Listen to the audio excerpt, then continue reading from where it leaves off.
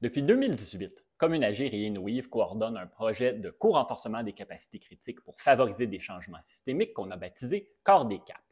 Pendant près d'un an, 4 organisations ont participé à des expérimentations de co-renforcement, dont la Fondation Nouveau Sentier et son laboratoire d'innovation en autochtonisation. Élise, parle-nous de la Fondation Nouveau Sentier. Bon, alors, l'expérimentation de la Fondation Nouveau Sentier, elle a ça de particulier qu'elle a fait autant une expérimentation autour de ce qu'est une expérimentation elle-même que le sujet de leur expérimentation qui était de travailler sur l'enjeu de la représentation des jeunes au sein des instances décisionnelles dans les Premières Nations. Donc, ils ont dû composer avec beaucoup de défis beaucoup d'éléments qu'ils ont pris par surprise, beaucoup de remises en question. Ils l'ont fait avec énormément de souplesse, de capacité d'adaptation. Et ça l'a mené jusqu'à même des suites du projet Corps des Caps qui étaient inattendues, mais qui ont probablement été rendues possibles grâce à cette attitude d'ouverture devant l'expérimentation, puis tout ce que ça représentait d'inattendu. Donc, on dit souvent, mais bon, encore une fois, des gens très courageux qui ont porté à bout de bras un projet, une démarche quand même assez complexe, mais somme toute remarquable. Je m'entretiens avec Charles-Philippe Vincent, membre des Premières Nations très impliqué dans les communautés qui étaient agents de mobilisation pour le projet, Josée Lapalme, chercheuse postdoctorale pour la chaire de recherche Myriagone McConnell, Université de Montréal, en mobilisation des connaissances jeunesse à l'Université de Montréal, et Mathieu Vallet, chargé de projet pour la Fondation Nouveau Sentier. Bonjour, je suis Josée Lapalme. Je suis chercheuse postdoctorale à l'Université de Montréal, qui est située à Tiohtià:ke, Montréal, un territoire traditionnel et non cédé. Je travaille avec la chaire Myriagone McConnell, Université de Montréal, en mobilisation des connaissances jeunesse. Je suis aussi chercheuse avec Mitax Élévation, et c'est là où j'ai le grand privilège de travailler en collaboration avec la Fondation Nouveau Sentier. Oui, mon nom est Charles-Philippe Vincent. Je suis agent en mobilisation pour la Fondation des Nouveaux Sentiers pour le projet d'innovation sociale. Je suis Mathieu Vallée, chargé de projet pour la Fondation Nouveau Sentier, en charge du laboratoire d'innovation sociale en autochtonisation. Français d'origine, québécois d'adoption, résident en territoire occupé. J'ai eu la chance d'accompagner l'initiative du Cercle Jeunesse dans le cadre du projet Corps des Caps. Charles, Josée, Mathieu, bienvenue. Tout d'abord, question de mettre la table. Parlez-nous de la Fondation Nouveau Sentier et de son laboratoire d'innovation en autochtonisation. Donc, c'est ça, la Fondation, c'est une organisation qui a une douzaine d'années, qui est 100% Premières Nations, avec un CA que des membres des Premières Nations et puis beaucoup de personnes aussi dans le staff. C'est une fondation dont la mission est de soutenir le développement de la jeunesse des Premières Nations.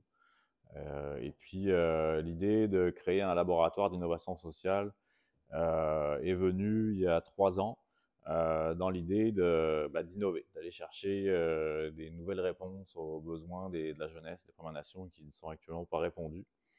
Et puis, donc, on a parti cette structure-là avec un grand nombre de partenaires là, qui se sont mobilisés avec nous pour constituer la structure, la méthodologie.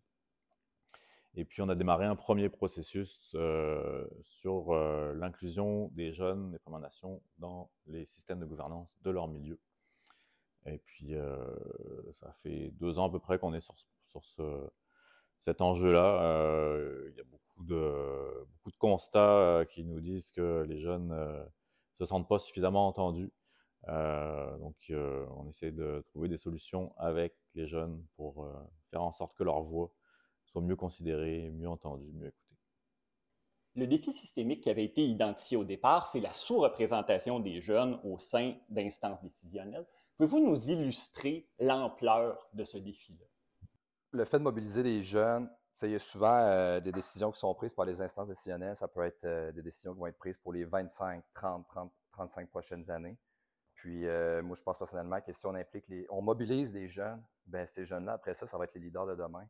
Fait que si ces jeunes-là de demain, ils sont déjà à mobiliser à court terme puis à long terme sur des décisions qui vont impacter pour les prochaines générations, je pense que ces gens-là, après ça, vont chapeauter ces dossiers-là. Puis plus tard, quand ça va être eux autres qui vont être les leaders, ben c'est eux autres qui vont s'accaparer ces projets-là puis à leur tour redonner au suivant aux plus jeunes. C'est ce que je pense. Puis, les jeunes le disent, qui sont pas entendus. Il y a une enquête qui a été faite par le réseau Jeunesse Première Nation Québec-Labrador qui date de 3 ans. Et puis c'est clairement indiqué que le sentiment d'être écouté est très, très faible vis-à-vis des instances décisionnelles. Après, des questions aussi dans l'enquête qui demandent aux jeunes est-ce qu'ils sont écoutés par leur famille ou par les aînés de la communauté. Et puis oui, il y a quand même des niveaux d'écoute au sein des familles, avec les aînés qui sont élevés. Mais quand on regarde spécifiquement sur les instances, là, il y a un écart vraiment considérable. Puis si on regarde juste la composition aussi de certaines instances, il faut savoir que les jeunes des Premières Nations, bon, les statistiques évoluent, mais c'est à peu près 50% des jeunes des Premières Nations qui ont moins de 35 ans. Si on compare ça avec la place des jeunes sur des instances décisionnelles, on est clairement en dessous du 50%, peut-être à 10%, on est généreux. Donc il y a un écart systémique là qui est quand même significatif. Puis, nous, on n'a pas la prétention de dire qu'il faut réduire cet écart-là à zéro, qu'il y ait 50% de moins de 35 ans sur les conseils de bande. Non, c'est pas ça, mais au moins, est-ce qu'on peut tranquillement faire plus de place aux jeunes dans les instances décisionnelles pour que, comme tu le dis, qu'ils aient un impact sur les décisions qui vont les impacter sur du long terme. Et moi, je pourrais juste continuer sur ce que tu disais, Mathieu. Je pense pas que c'est du tout la faute des jeunes, là. Je pense qu'en fait, c'est souvent aussi les structures, les instances décisionnelles qui sont pas très accueillantes nécessairement pour les jeunes. Fait que c'est de voir comment est-ce que, aussi au sein de la Fondation, mais ailleurs aussi, comment ces instances-là peuvent s'adapter pour que ça soit plus accueillant, moins intimidant, ou pour que les jeunes veulent s'intégrer, puis pouvoir, pour qu'ils restent, puis qu'ils s'expriment aussi là, au sein de ces instances-là. C'est pas une situation qui est unique aux Premières Nations. La sous-représentation des jeunes dans tout ce qui est post-décisionnel est frappante. Mm-hmm. De quoi se prive-t-on en tant que société en laissant pas les jeunes prendre leur place dans ces institutions-là? Parfois, les enjeux qui vont concerner la jeunesse, parfois, c'est ceux qui sont les mieux. Ceux qui sont concernés par les enjeux, c'est peut-être ceux qui devraient aussi répondre à ces enjeux-là. Donc, ça peut être, par exemple, la langue. On sait que la langue chez les Premières Nations est beaucoup en déclin. Nous autres, je prends un exemple par chez nous à Wendake, on essaie de revitaliser la langue, on essaie de voir comment on peut faire vivre la langue au fur des prochaines, pour les prochaines générations. Mais comment on fait vivre cette langue-là? Est-ce qu'on l'enseigne avec des formations de soir, des formations adultes? Est-ce que ça pourrait se transmettre via le territoire? C'est toutes des questions que là, c'est les jeunes plus tard, dans 50 ans, qui vont avoir ce problème-là qui va être encore beaucoup plus énorme. Fait que pourquoi pas les jeunes s'accaparent de l'enjeu puis qui prennent des décisions avec, bien entendu, les instances décisionnelles ou que ce soit les aînés, etc., de trouver des solutions à ces enjeux-là. Puis pourquoi pas les impliquer? C'est eux autres plus tard qui vont vivre avec ces problématiques-là. Puis je dirais juste aussi qu'on voit vraiment, avec ce que tu dis, que les jeunes sont motivés, là. Ils ont des choses à dire parce que, justement, c'est leur avenir, puis c'est l'avenir des prochaines générations. Fait que, justement, dans les activités qu'a fait la Fondation Nouveau Sentier, on voit que les jeunes, justement, l'enjeu de langue ou reconnecter avec leur culture, c'est super important à l'extérieur des Premières Nations, mais aussi avec les Premières Nations. On voit que les crises climatiques, c'est souvent mené par des jeunes, là, beaucoup des mouvements, puis autres, là, aux États-Unis, avec les armes à feu, par exemple, il y a beaucoup de jeunes qui s'impliquent dans ces mouvements-là. Fait qu'ils ont des choses à dire parce que ça va vraiment... Puis ils sont très, très motivés parce que c'est leur avenir. Puis aussi, c'est eux qui connaissent puis maîtrisent très bien la technologie. Fait qu'en tant qu'innovation, on va dire, ils ont souvent des solutions très innovantes par rapport à la technologie et autres.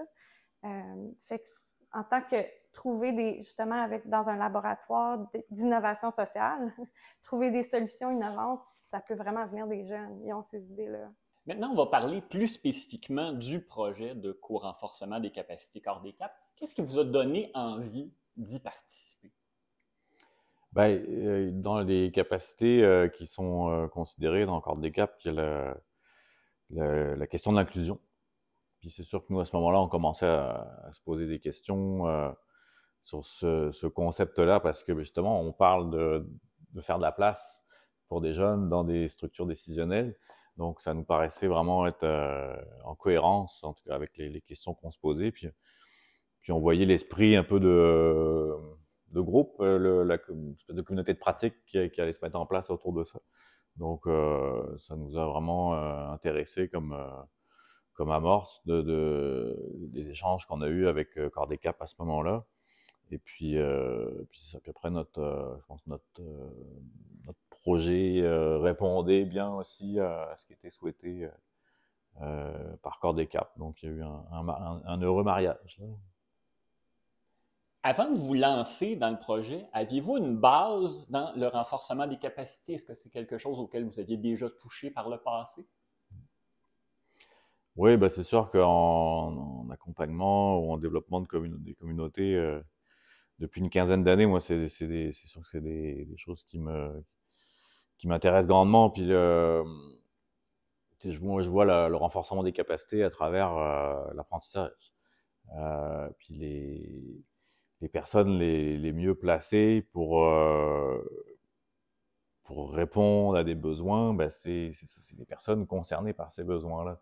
Donc, nous, en tant que structure Première Nation, on veut se renforcer comme structure inclusive. Donc, on s'est dit, ben, si on rentre dans ce processus de renforcement de capacité, oui, on va tester des choses, on va faire des erreurs sans doute, mais l'important, c'est qu'on va faire des apprentissages, puis qu'on va pouvoir réinvestir ça comme organisation dans des processus ou des projets par la suite.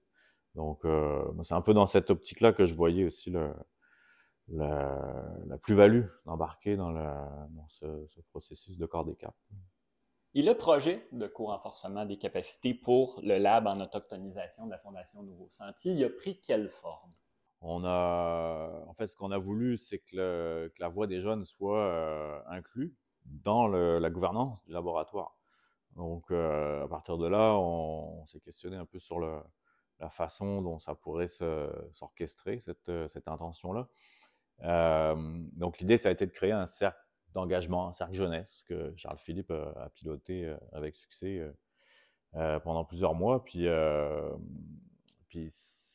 c'est sûr qu'il y a eu un gros défi d'inclusion du cercle dans le lab en tant que tel, mais il y a eu quand même beaucoup de contributions des jeunes qui ont pris part à ce cercle-là dans la matière qui a été produite pour que le lab progresse vers l'identification de solutions innovantes. Ça n'a pas été facile nécessairement parce que on a parlé, mettons, de gouvernance, par exemple. Oui, comment les jeunes voient ça, mettons, comment nous autres, on voit la gouvernance chez les Premières Nations. Mais tout le monde a des enjeux différents. Et avec Wandjet, ça ne sera pas pareil qu'à Wendake, les enjeux. Ça ne sera pas pareil qu'à Waswanipi ou etc., etc. Donc, tout le monde avait un peu sa vision des choses. Puis, c'est là que ça devient intéressant, je trouve, là, avec les conversations des gens issus de différents endroits. Il y avait vraiment une belle mixité à ce niveau-là. Puis, on se posait aussi beaucoup de questions par rapport à ça, là. Jusqu'à quel point on veut être inclusif, jusqu'à quel point on veut amener des gens issus, peut-être que ce soit masculin, féminin, mais aussi peut-être des gens avec, que ce soit d'autres, vraiment de d'autres diversités, là, issus peut-être que ce soit Innu, Wendat, Malécite, Abenaki, Mohawk, etc. Donc, vraiment, où est-ce qu'on s'en va, mais il faut m'emmener, ça peut grossir. Donc, c'était de voir là, vraiment là, où est-ce qu'on s'en allait avec ça. Puis je pense qu'on a monté de quoi de très bien là, par rapport à ça. Puis c'était très intéressant ce qu'on parlait vraiment. Il y a eu un changement de paradigme en cours d'expérimentation. On a réalisé que non seulement on travaillait sur des systèmes, une approche très macro, mais qu'il fallait également travailler sur le lab en lui-même. Comment en est-on arrivé à ce constat-là?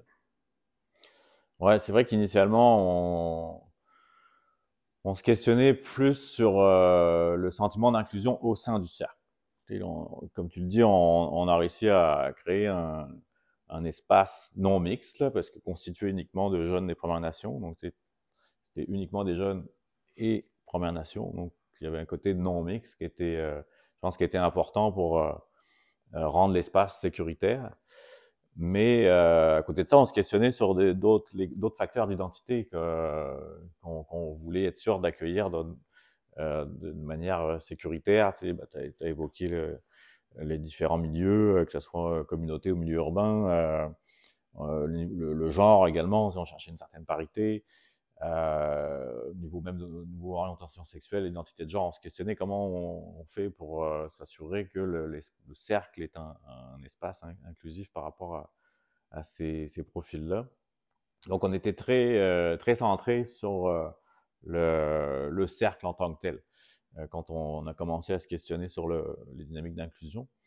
Mais c'est vrai qu'après, quand on a vu le défi d'amener des membres du cercle dans les activités du lab, là, on a vite réalisé aussi que les questions de rapport de pouvoir pouvaient, en tout cas, avaient une grande importance qu'on avait peut-être un peu sous-estimée au départ.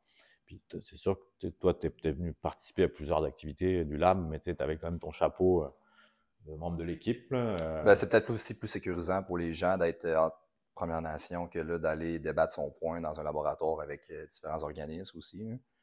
Donc, je voyais l'enjeu de tout ça. Je vois aussi peut-être aussi le temps, ou le temps jouait aussi beaucoup. Là. Les gens de jour, peut-être qui travaillaient ou il y avait d'autres occupations. Donc, c'est aussi. Ouais, c'est clair. Les activités du lab se font en journée, alors que les activités du cercle, évidemment, pour s'adapter aux horaires des jeunes, ça se faisait en soirée. Ça revient au point qu'on disait plus tôt, que justement, des fois, il y a des espaces où les partenaires voulaient vraiment entendre la voix des jeunes, voulaient que ces jeunes-là participent. Mais si c'est pas un endroit qui est nécessairement accueillant, c'est par Zoom, avec plein de partenaires qui connaissent pas, ils savent pas trop pourquoi je m'en vais là, puis qu'est-ce qu'il faut que je dise devant ce monde-là. C'est pas nécessairement, entre guillemets, accueillant, là, on va dire. Fait que t'sais, on n'a pas de réponse à ça, là, mais il fallait qu'on réfléchisse à comment, si le cercle aurait continué, à comment rendre ça plus accueillant, en tout cas le lab plus accueillant, ou comment faire la transition, ou peut-être c'est un cercle intermédiaire, ou je sais pas trop, là, mais un espace intermédiaire, mais comment rendre ça plus accueillant pour que les jeunes se sentent à l'aise. C'est sûr que j'avais une facilité d'approche avec le monde, là, via les réseaux sociaux, puis le milieu de relation, c'est quand même assez petit, donc les gens, ils se connaissent quand même, on se connaît tous d'une certaine façon, fait que c'est beaucoup plus facile là, d'aller les rejoindre, puis toi tu viens, puis bon, je vais venir, ou je viens pas, mais non, tu viens pareil, fait que les gens, ils venaient pareil. C'est peut-être cette proximité-là qu'il y avait qui était plus facile dans le cercle, puis qu'au final, les gens se sont mobilisés, puis on dit c'est vraiment intéressant, tu sais, même moi, là, j'avais pas cette perspective-là de voir les choses de, les jeunes, pourquoi il n'y a pas de gens, mettons, pourquoi on n'implique pas les gens plus jeunes, tu sais, dans certains processus décisionnels. Tu sais, je vois au fil du temps, avec l'évolution du temps, que la pratique, parfois, c'est beaucoup plus compliqué, que la théorie est belle, mais que la pratique, c'est de le mettre en pratique, il faut trouver des mécanismes, puis c'est pas toujours facile. Mais en soi, il y a de quoi réaliser. Là. Je suis quand même très optimiste par rapport à l'inclusivité des jeunes. Oh ouais, on a eu des beaux succès, je pense, dans le recrutement des membres du cercle, dans l'animation du cercle. Il y a vraiment eu une bonne appropriation par les jeunes membres du cercle. Mais c'est ça, le défi de percoler avec les activités du lab, puis effectivement les partenaires plus institutionnels qui étaient autour de la table, c'était, on ne s'est pas rendu là. On a une certaine piste de recommandations qui ont émergé, mais qu'on n'a pas pu mettre en pratique parce qu'il y a eu un contexte qui fait que le cercle n'a pas duré. Mais peut-être que le lab aurait dû être chapeauté aussi par peut-être une Première Nation, ou peut-être il y a d'autres façons de rendre ça justement là, plus unis ensemble. Mm-hmm. Vous êtes même questionné à savoir si le mot lab, laboratoire était bien choisi, c'est vrai? C'était beaucoup. C'était moi. oh, ben, les jeunes l'ont exprimé aussi. Là, Ah oui? OK. Ouais, c'est sûr que c'est un terme scientifique, là, comme puis dans un lab, on fait des expérimentations, là, donc... Mais je pense que... non, vas-y. Mais je pense que les gens s'en reconnaissent moins, peut-être mieux pour la First Nation, Ouais, là, Première Nation, les gens s'en reconnaissent moins dans ce mot-là. Là.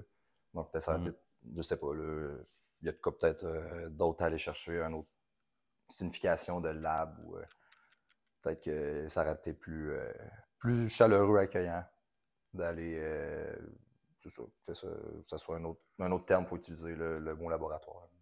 Je pense juste en général, tu sais, moi, je viens d'un domaine de recherche, d'un domaine académique. mais aussi allochtone, puis qui vient de ces genres de pratiques très coloniales. Puis on utilise, sans y penser, des mots comme recherche, comme laboratoire, comme expérimentation. Mais là, quand on sort de notre milieu, puis justement, dans ce contexte-là, on travaille avec des Premières Nations, je pense que c'est important justement de déconstruire ces termes-là, puis de se questionner, puis de dire quel impact est-ce que ça a sur les populations avec lesquelles on travaille. Fait que dans ce cas-là, la recherche a beaucoup abusé de différentes populations qui étaient en situation de marginalisation. Fait que ça peut, en parlant de recherche, c'est pas toujours un mot qui a une connotation nécessairement positive. Fait qu'il faut faire attention, puis aussi faire attention à notre propre approche, là, mais de déconstruire nos approches, puis de questionner ce qu'on fait, puis pourquoi on le fait. Fait que je pense que c'est juste une bonne pratique, là, mais de définir un peu qu'est-ce qu'on veut dire, puis de parler, en fait, avec les gens avec qui on travaille pour voir, tu sais, nous, on veut faire telle chose, c'est quoi l'essence de ce qu'on veut faire, puis essayer de trouver le bon terme, là, mais encore, il n'y a pas de réponse nécessairement. Tu sais, j'ai pas un autre mot pour recherche, puis j'ai pas un autre mot nécessairement pour laboratoire, mais c'est le début d'un processus de déconstruction, je dirais.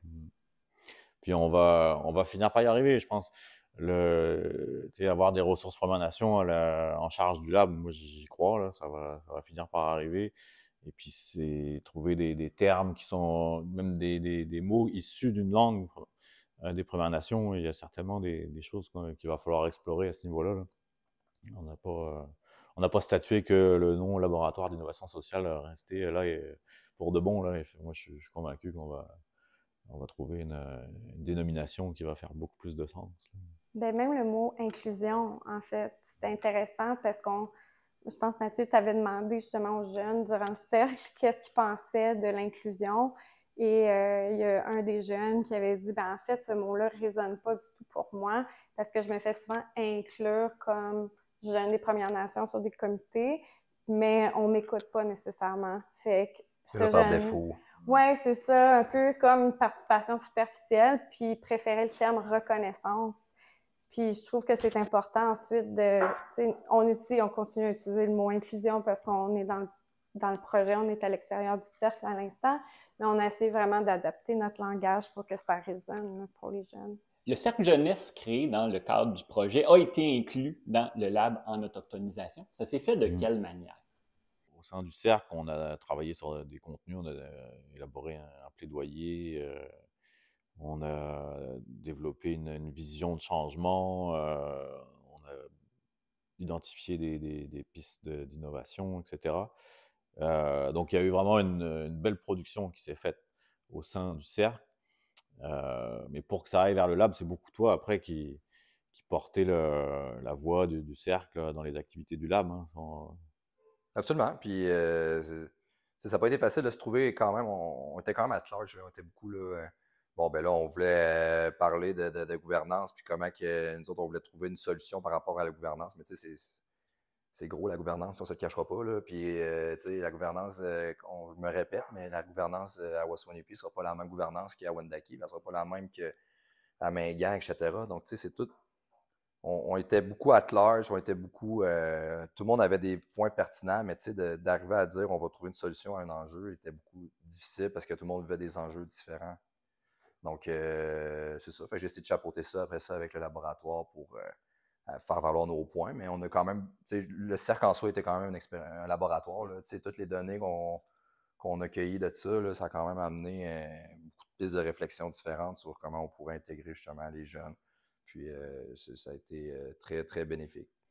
Ouais, ça a été super bien accueilli par les partenaires du lab qui en demandaient plus même, mais déjà la matière qui était portée par toi jusqu'au lab, là, ça a vraiment influencé le processus sur la question de l'inclusion des jeunes dans le système de gouvernance, là. Dans le contact que vous avez eu avec les jeunes, il est apparu que c'était important pour eux et elles d'entrer en relation avec des gens d'autres nations autochtones. Qu'est-ce que ça a demandé comme ajustement dans les façons de faire? Bien, déjà, je pense que c'est pas quelque chose, en tout cas moi comme allochtone, que je savais pas de base. C'est quelque chose que j'ai découvert en fait, en parlant aux jeunes. À un moment donné, Charles-Philippe et moi, on a fait quelques entrevues individuelles avec les jeunes juste pour savoir comment ils trouvaient le cercle, puis qu'est-ce qu'ils aimeraient améliorer, etc. Puis c'est là où ils nous l'ont dit qu'ils appréciaient énormément de rencontrer d'autres jeunes de d'autres nations, parce qu'apparemment, ça se fait pas souvent, en fait, ça se fait très rarement que les jeunes se rencontrent entre nations. Fait que je ne sais pas si on a ajusté nécessairement des choses par la suite, mais c'est quelque chose en fait, qu'on aimerait porter dans les prochains projets, initiatives de la Fondation Nouveaux Sentiers. Puis moi, je pense que c'est bon de faire ça parce que souvent, on a notre vision, mettons, dans notre communauté, puis c'est comme ça, les choses doivent être faites demain. Mais ça se fait différent, mettons, à Ganawagi, quand ça va se faire différemment à Depessamit, puis ça va se faire différent de Wolinak. Fait que, tu sais, il faut comprendre que tu penses que, mettons, je vais y aller sans tabou, là, tu penses qu'être Première Nation, là, c'est d'être de telle façon, mais tu vas vivre selon ce que toi, tes croyances, mais les croyances de l'autre, ça peut être complètement différent. Puis même, j'aurais aimé ça, on voit même des gens First Nation d'Ontario, puis Manitoba, tu sais, il y aurait de quoi de beau, je pense, là, avec le temps à jouer contre nous, mais si on avait eu du temps de peut-être aller chercher plus loin encore, puis de voir des réalités ailleurs, c'est là que ça aurait pu être absolument chez les Inuits, tu sais, il y a une mentalité aussi qui est au final, tout le monde s'associe, tout le monde, tu sais, en Première Nation, tout le monde s'identifie, se reconnaisse, mais il y a des mentalités complètement différées là, d'un endroit à l'autre, ça c'est sûr. Puis je pense que les gens ont aimé le clash derrière ça. Ça, je pense que oui, absolument. Puis aussi de se reconnaître. S'identifier à l'autre. Oui, puis de dire, ah oui, on vit peut-être de façon différente, il y a certains défis qui sont différents, mais aussi des enjeux qui se ressemblent. Puis que oui, je suis à Ganawagi, mais toi, à Wendake, peut-être on vit quand même des choses similaires, puis il y a comme une certaine solidarité qui se forme. Fait que je pense que ça, c'était vraiment important aussi, là, de pouvoir juste s'entendre, s'écouter, puis partager là, les différences et les similarités, finalement. Mais oui, mais tu sais, moi, je parle moins souvent, mettons, des gens de l'Estigouche. Il y avait quelqu'un qui venait de l'Estigouche, chimiquement, puis, tu sais, c'est quand même le fun de se dire que j'ai pas la chance de parler rarement avec des gens, mettons, de Gaspégac ou de l'Estigouche. Fait que c'est intéressant de voir eux autres comment ils voient l'enjeu ou leurs enjeux à eux. C'est là que ça devient intéressant. On s'est aussi questionné sur la manière de prendre des décisions structurelles en lien avec le développement du cercle. Quel genre d'obstacles se sont posés et comment s'est-on attaqué à ces obstacles-là? Bien, je pourrais juste dire qu'en tant qu'un des apprentissages, en fait, qu'on a fait, c'est l'importance d'avoir, quand on fait des activités de Première Nation, c'est bien correct d'avoir des Allochtones qui participent à l'organisation, mais c'est important d'avoir des Premières Nations qui sont là. Évidemment, il y avait Charles-Philippe qui est Première Nation, mais aussi, je pense que ça serait important d'avoir, en fait, d'avoir d'autres jeunes qui sont dans la participation de l'organisation d'une activité Première Nation, mais aussi peut-être d'avoir quelqu'un qui est peut-être qui a un niveau plus indirect, là, je dirais, ou peut-être plus large, qui peut revoir, tu sais, avec Mathieu, peut-être revoir quelles sont les décisions qui sont prises, qui est Première Nation, puis s'assurer que tout est correct, puis tout est conforme pour que les façons de faire reflètent les façons des Premières Nations. C'est ça. Pour que la culture puis les activités reflètent vraiment les cultures des Premières Nations. Puis j'ajouterais aussi, vas-y. Non, vas-y. J'ajouterais aussi que, tu sais, même, j'aimais ça qu'il y ait une aînée. Puis j'aimais même des gens qui se font l'avocat du diable. Tu sais, dans la vie, moi, je pense qu'il faut se challenger. Puis il n'y a personne qui a d'absolution dans la vie. Là, tu sais, donc, parfois, oui, on peut avoir une vision, puis là, on travaille là-dessus. Puis là, ben, à un moment donné, tu sais, on vient avec des ailleurs. Fait que ça serait, c'est pas mauvais aussi qu'il y ait des gens adultes, qu'il y ait des gens, des aînés. Aussi, ça peut être bien là, d'intégrer ça là, en soi. Puis c'est sûr qu'aussi au sein du cercle, on voyait le besoin d'action qui est exprimé à quelques reprises. Puis c'était quand même très cérébral les activités qu'on proposait. Là. Mais tu sais, justement, quand on a priorisé un peu les enjeux qui font converger les membres du cercle, puis la question de la gouvernance que tu as nommée tout à l'heure, qui ou l'autodétermination qui revenait comme quelque chose quand même d'assez central là, dans leurs préoccupations. On aurait voulu faciliter un passage à l'action là-dessus. Le temps nous a manqué, mais je pense que l'idée d'avoir un projet concret, puis justement la suite du cercle, l'évolution que ça a pris avec un autre format, ça nous a démontré justement l'importance d'avoir un objet d'action. Je pense qui permet de maintenir la mobilisation. Ouais, c'est ça. Ouais. Parmi les facteurs de succès pour un projet comme le Cercle, il faut prévoir des modalités de participation variées et créatives. Ça prend quelle forme? Je dirais un des défis, parce que justement, faire des choses virtuellement, c'est plus difficile de trouver une variété de façons de s'exprimer.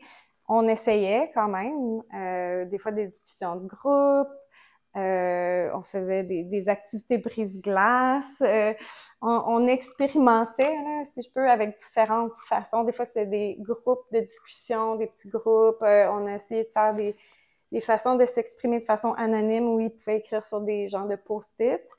Fait qu'il y avait différentes façons pour que les jeunes puissent s'exprimer, parce qu'il y en a qui sont moins à l'aise de parler en grand groupe, etc. Mais on aurait pu continuer peut-être avec, je sais pas, des dessins ou des façons, d'incorporer peut-être des façons artistiques de s'exprimer. Je sais pas, mais c'était aussi les débuts des rencontres ou la vie virtuelle. Fait qu'on était en train de découvrir aussi comment on se retrouve, puis qu'on rend ça comme un espace qui est le fun, qui est ludique, mais aussi qu'on peut...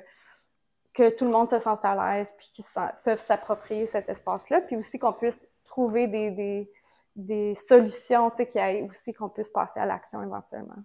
Il y a eu un processus de documentation qui a permis de tirer des apprentissages en continu tout au long du projet. J'aimerais que vous me parliez que vous me décriviez en fait ce processus et cette idée que vous avez eue de considérer chaque moment comme des expérimentations.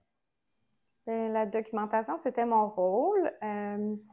Alors, essentiellement, moi, l'approche que je prenais, c'était plus une approche, je dirais, d'observation participative. Fait que j'étais pas juste là comme en tant que chercheur dans mon coin en prenant des notes. Là. J'étais quand même active dans les réunions de préparation puis d'organisation. Puis aussi, durant les cercles, j'étais là, je participais, bien sûr, je laissais la place aux jeunes, mais j'observais, je prenais des notes souvent, justement, pas nécessairement dans tout ce qui était dit, mais plus dans c'est quoi la dynamique entre les jeunes, comment est-ce que les jeunes semblent trouver ça, etc. Puis ensuite, je prenais beaucoup de notes, on appelle des notes de terrain. Je pense que j'ai une centaine de pages de notes de terrain. Puis je trouvais ça, c'était pas la recherche traditionnelle dans le sens que je faisais des analyses, puis ensuite, à la fin, j'ai des résultats à présenter. Tu juges si quelqu'un était beau, laid, c'est ça. 10 on 10. Exactement, tu as tout compris. Non, plutôt, c'était un processus, je dirais, itératif où ensuite, dans les rencontres qu'on avait avec Mathieu et Jean-Philippe pour l'organisation, je pouvais dire « Ah oui, dans la dernière rencontre, j'ai observé, par exemple, qu'il y avait plus de gars qui parlaient que de filles. Fait que peut-être on pourrait essayer quelque chose pour que les filles puissent prendre plus la parole. » Fait que c'était vraiment d'être capable d'amener des apprentissages assez rapidement pour qu'ils soient appliqués. Puis ensuite, puis justement, c'est ça, comme je disais avant, que tout est une expérimentation parce que c'était complètement, c'est pas des discussions de groupe, c'est pas nouveau comme façon de fonctionner ou des petits groupes, mais on était en virtuel avec des jeunes des Premières Nations de différentes nations. Fait que c'était, je dirais, le contexte était nouveau. Fait que c'est pour ça qu'on voyait tout comme une expérimentation parce qu'on savait pas qu'est-ce qui allait fonctionner ou pas, justement, pour que... Puis je me rappelle très bien que ça avait bien fonctionné. Tu sais, mettons qu'il y avait moins de filles qui parlaient, tu sais, on pouvait parler, mettons, d'enjeux des sports. Tu sais, chez Prends-Nation, il y a beaucoup le hockey. On se fera pas de cachette, c'est le hockey, hockey, hockey. Mais vous autres, les femmes, tu sais, est-ce qu'il y a des sports? Est-ce qu'il y a des installations qui sont faites pour vous, etc.? Puis là, on voyait des femmes s'élever et dire, tu sais, nous autres, on aimerait ça telle affaire, on aimerait ça qu'on pensait à nous. Puis c'est comme ça qu'on trouvait des mécanismes pour justement faire parler mettons par exemple des enjeux ou sur le territoire, la chasse, la pêche, etc. On trouve des mécanismes pour faire jaser, faire parler le monde en soi. Puis l'autre chose qu'on a fait justement vers, je pense, ben, on savait pas que ça allait être la fin du cercle, mais je pense vers la 4e rencontre, c'est que Charles-Philippe et moi, on a fait des entrevues individuelles. Fait qu'on a parlé avec, comme je disais avant, là, mais on a parlé avec les jeunes juste pour savoir comment ils appréciaient le cercle, qu'est-ce qu'ils voulaient faire de différent. Je pense parce qu'ils connaissaient Charles-Philippe, puis ils connaissaient un peu plus, ils se sentaient assez à l'aise pour nous dire pour s'exprimer honnêtement là, sur ce qu'ils pensaient. Puis ça, c'est tout considéré dans les apprentissages. Pour cheminer dans un projet comme celui-là, c'est utile d'avoir une personne de référence, un accompagnateur, une accompagnatrice, mais il y a des défis qui viennent avec cette présence-là. Décrivez-nous autant le positif que ce à quoi il faut faire attention. Ouais, on l'a déjà évoqué un petit peu tout à l'heure en disant que le processus de recrutement pour le membership du cercle avait été très aidant grâce à tes réseaux qui sont quand même assez larges, on va dire. Donc, ça, c'est ça, comme personne de référence, je pense que tu es vraiment la personne bien placée là, pour mobiliser des jeunes autour de la démarche du cercle. Mais après, le contre-coup un peu, là, c'est que quand tu quittes ton mandat un peu plus tôt que prévu, hein, on va le dire, ben, la personne qui arrive après n'a pas le même lien de familiarité avec les membres du cercle. Donc, c'est bon, il y avait d'autres défis aussi, mais c'est un peu l'envers de la médaille, quand on s'appuie peut-être beaucoup sur ses propres réseaux. Ben évidemment, ça démarre bien, le lien de complicité est là, mais d'un autre côté, il est peut-être un peu fragile, justement, si la personne qui était la référence quitte le projet, quoi. Oui, absolument. Il ne faut pas se faire de cachette non plus aussi. C'était beaucoup des gens il y avait peut-être un petit standing, des gens on les voyait quand même beaucoup, là. Donc, c'est sûr qu'il y a des gens, parfois, il y a pas juste des têtes au niveau, je sais pas, que ce soit en direction ou à TV ou whatever. Il y a des gens aussi qui peuvent être sur le territoire. Il y a des gens, il y a d'autres. Il y aurait peut-être eu d'autres façons d'aller chercher l'opinion des gens, là, autres que par ça soit mes sources ou les gens que je connais autour de moi. Ça peut être. Il y a du monde que je trouve vraiment intéressant, que c'est des gens full traditional, des gens qui sont full sur le territoire. Ces gens-là, ben, ils connaissent très bien là, leur milieu, puis ils ont une belle façon de voir les choses. Donc, il y a peut-être ce petit côté-là aussi là, que j'aurais voulu pousser là, pour aller chercher Mais dans le recrutement. on pourrait aussi dire que quand même, il y a eu un appel qui a été fait, qui a été lancé à un niveau plus large. Puis je pense que c'était par Facebook. Il y a quand même eu 3-4 personnes qui ont participé au cercle, qui ont répondu à cet appel-là. Fait que c'est pas juste. C'est beaucoup dans le réseau Achard-Philippe. Ben oui. Ouais. C'est vrai. Une des retombées du projet, c'est la création d'un cercle de jeunes femmes Innu auquel vous avez été mêlé. Mathieu, pouvez-vous nous en parler? Oui, ben c'est ça l'évolution du cercle qu'on avait créé initialement avec Charles-Philippe. Ça a abouti à la création d'un cercle de jeunes. Bon, on appelait ça un comité organisateur parce que l'idée avec ces jeunes-là, ça a été de mettre sur pied un événement, un rassemblement jeunesse Innu. Et puis justement, on est parti un peu des constats qu'on avait fait avec toi en se disant ben ça prend de l'action. Il faut mobiliser autour d'un projet concret. Donc c'est de ce constat-là qu'on est parti. On a interpellé pareil un peu sur les réseaux en disant ben, on a besoin de jeunes là, pour parler de comment on fait pour que la voix de la jeunesse des Premières Nations soit mieux entendue. Et puis, bon, ça a donné que c'était juste des Inuits qui ont répondu à l'appel. Puis, rapidement, ce petit groupe-là, l'idée de faire un rassemblement jeunesse Inuit, chose qui, semble-t-il, n'avait jamais eu lieu auparavant, a émergé. Et puis là, bah, on a élargi un peu le comité organisateur avec d'autres personnes. Ça a donné aussi que c'était des femmes, des jeunes femmes là, qui ont complété l'équipe du comité organisateur. Et puis c'est ça, là, il y avait un livrable concret qui était le rassemblement jeunesse Innu qui s'est tenu à Wahat à la mi-avril à peu près. Donc ça a été une belle continuité, disons, justement, comme tu disais, on a capitalisé sur un peu les apprentissages majeurs qui nous semblaient ressortir. Donc on a fait aussi un paquet d'apprentissages puis de renforcement auprès de ces jeunes-là. Puis je dirais comme les apprentissages, justement, ces apprentissages majeurs-là, comme tu dis, c'était l'importance de passer à l'action assez rapidement, mais aussi d'avoir des jeunes des Premières Nations qui sont activement dans l'organisation de leurs propres activités. Fait que c'est justement comme ça qu'on a composé, que elles, c'était juste des jeunes femmes, qu'elles ce sont ces jeunes femmes-là qui ont composé le comité organisateur, puis nous, on était plus en rôle de soutien, puis d'accompagnement, puis d'encadrement quand elle avait besoin. Ouais, si je peux rajouter justement les travaux qu'on a fait avec le cercle initiaux,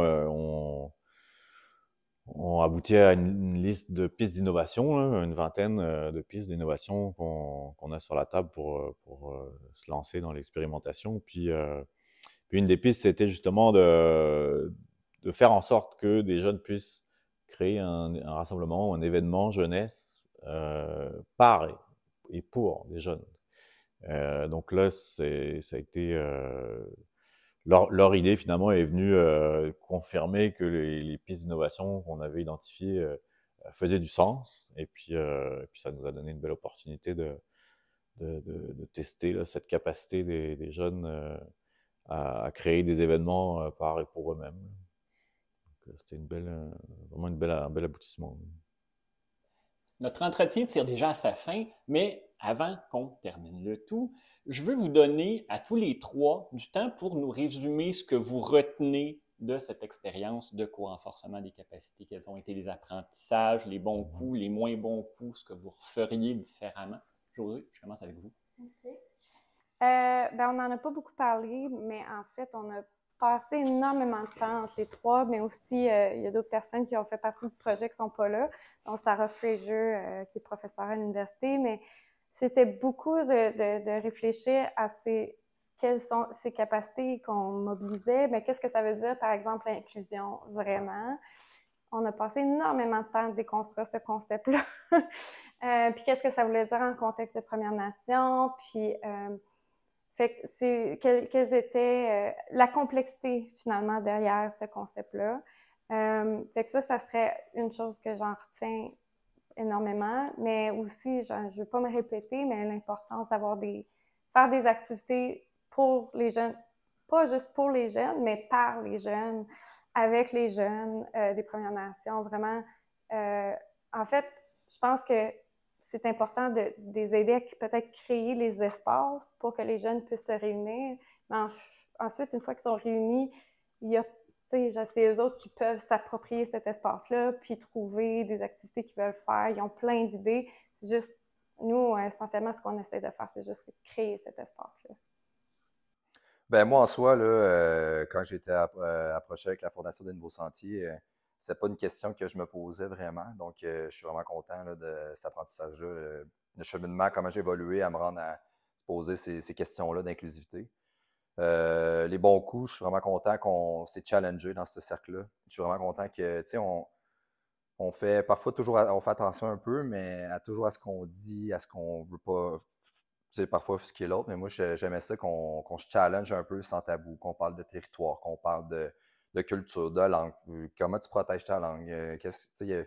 Nous autres, par exemple, à Wendake, il y a certaines des tensions avec Mastoyage, mais moi, j'ai plein d'amis à Mastoyage, puis j'étais très content de leur parler de territoire, qu'est-ce que tu en penses? Puis ça, c'est des conversations qu'on n'a pas, puis que parfois les gens ils ont des perceptions, mais après coup, les gens ils voient que on a beaucoup de points communs, on a une même vision par rapport à ça, donc ça, je suis vraiment content.